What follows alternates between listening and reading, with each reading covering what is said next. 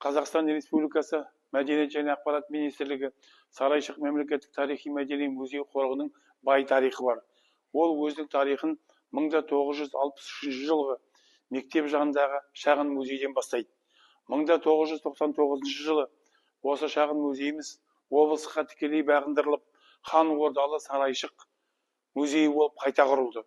2018 жылы Сарайшық музей қорығы тікелей республикаға бағындырылды. Бүгінде Сарайшық мемлекеттік тарихи-мәдени музей қорығының 3 негізгі нысаны бар. Біріншісі 1600 квадрат метр аумақты қамтитын біздің сапар орталығымыз.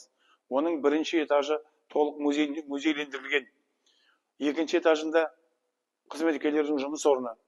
Оған қосымша асхана және қонақ үйіміз бар. Екінші нысанымыз бұрынғы ескі музейіміз этнографиялық музей болып өзгерді. Этнографиялық музейдің аумағы 150 квадрат метр.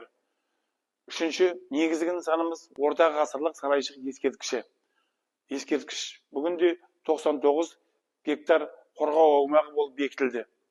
Оған қосымша Сарайшық музей қорығының ғалымдары соңғы жылдары Қарағайлы Ащысай қалашықтарын, Жайықтың Азия бетінен Күріш керуен сарай орындарын тапты.